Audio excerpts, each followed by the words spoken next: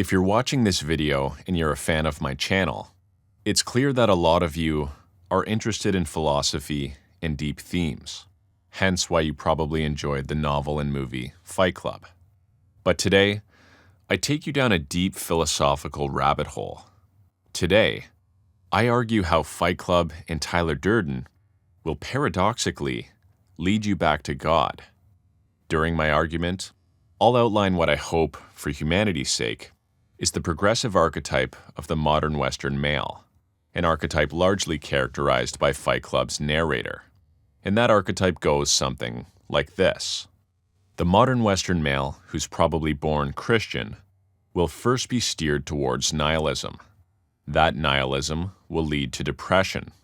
That depression will eventually lead to an experimentation with Nietzsche's Ubermensch, or a Tyler Durden. And ultimately, it's the Ubermensch and Tyler Durden and experimentation with them that will lead you back to morality via religion and God. In this discussion, I'll be referencing some of the most prominent philosophical and psychological works in the world, specifically Nietzsche's Thus Spoke Zarathustra, Fyodor Dostoevsky's Crime and Punishment, and of course, Chuck Palahniuk's Fight Club. Take a look at this man right here. This is the epitome of the modern Western male, a man who is most likely born Christian, but lives in a time where religious practice and sentiment is on a serious decline. Advertising, Hollywood, music, and influencers have replaced religion, promoting and popularizing materialism and degenerate, self-indulging, nihilistic behavior. I.e., though he may be born Christian, he is being steered towards nihilism. And guess what? This materialistic, nihilistic life has rendered his life meaningless and cast him into a serious depression. Prior to all this materialism and nihilism, for thousands of years it was God who was prominent in the minds and the hearts of people. And if science and other things have disproved God, we have nothing. Humans are not special. There's no explanation for our being here, and our actions don't really matter. You are not special. You are not a beautiful or unique snowflake. You are the same decaying organic matter as everything else. I.e., we have nihilism. Now let's begin with a brief discussion on nihilism and a man who is often, but kind of falsely regarded as the pioneer of nihilism, Friedrich Nietzsche. In 1883, in his work Thus Spoke Zarathustra, Nietzsche famously proclaimed that God is dead, God remains dead, and we have killed him. Nihilism, as Nietzsche saw it, involves one's recognizing of this, the absence of any inherent meaning or value in the universe. So, what now? If God is dead and there's no supreme purpose or meaning, then the suffering that you and I are enduring has no purpose at all. With no God, life is meaningless, nothing matters. But if God is dead and nothing matters, how do us human beings contend with this? What do we do about it? Nietzsche said that if God is dead, all there is us. We need to become the best humans we can be. We need to become gods. Forget organized religion. We need to forge our own morality and leave behind all religious concepts of morals. In this new order, strength, intellectual, and psychological superiority will reign supreme.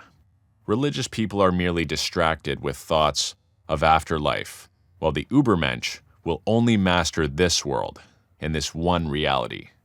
Thus, for Nietzsche, the new goal of nihilistic humanity is to transcend morality and other limitations imposed by herd mentality and mediocre human beings, and our purpose is to become Ubermensches. Thus, Nietzsche viewed nihilism as a necessary transitional phase, a necessary precursor to the emergence of the Ubermensch. So, let's all become Ubermensches. Let's all try to transcend religious or perhaps even innate human morality. Now, on the surface, that sounds cool and grandiose, but what happens when someone actually does this? Chuck Palahniuk's Fight Club and Dostoevsky's Crime and Punishment explore just this. What happens when someone tries to transcend morality and become an Ubermensch? In both respective works, we have the narrator and Raskolnikov who grapple with this notion of the extraordinary individual, the individual who stands above the constraints of conventional behavior and human morality. Eventually, Raskolnikov in Crime and Punishment does try to transcend humanity, doing so through the act of murder. However, unlike Nietzsche's affirmative vision of the Ubermensch, post-murder Raskolnikov comes to a harsh realization. After he commits murder, he is fraught with guilt and torment.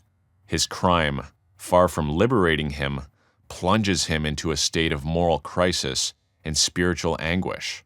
And it's only through his acceptance of moral responsibility that Raskolnikov begins to rid his Ubermenschian nihilistic despair and move back towards humanistic redemption.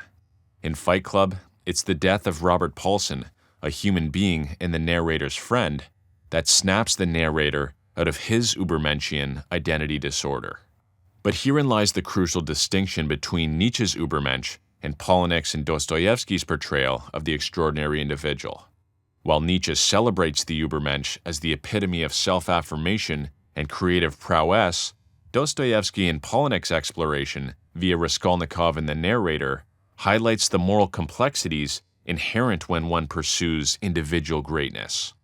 Now, you might say that Dostoevsky and Polanyick's works were mere fiction, and that's true, but let's bring this back to the real world. Think about the people who actually tried to become Ubermensches in real life. Think about the men, for example, who fought in the world wars. These men were forced to transcend moral behavior, and like Raskolnikov, commit murders. Did they come back from war smiling, as strong, proud Ubermensches, or did they return home as broken men? The National Socialist Nazis were said to be inspired by Nietzsche, and with that, humanity suffered massive atrocity. World War II and Fight Club showed us that a society comprised of such individuals leads to tyranny. We need a collective moral framework to guide our actions. We need religion. Without shared values or ethics, individuals will pursue their own interests at the expense of others, resulting in domination and oppression, i.e. with Ubermensches and no religion, slavery, space monkeys, and genocide will return. And a society of Ubermensches will only devolve into tyranny. Fight Club at the end of the day is a movie about balance. The narrator at the beginning of the movie was not the answer, and Tyler Durden, the other extreme, was not the answer. It's always the happy medium. Likewise, for our imperfect society to function, there must be balance between individual freedom and communal responsibility. Ultimately, the path from nihilism to depression to the Ubermensch leads one back to this question of inherent morality, and that inherent morality being a sign of God. The temptation to embrace nihilism and the Ubermensch as a mere license for amorality seemingly will lead one only to moral decay, spiritual emptiness, and again pave the way for tyranny. I think, as Jordan Peterson said, the best thing you can do is become the Ubermensch and then learn how to control it and use it for good. You should be a monster, an absolute monster, and then you should learn how to control it.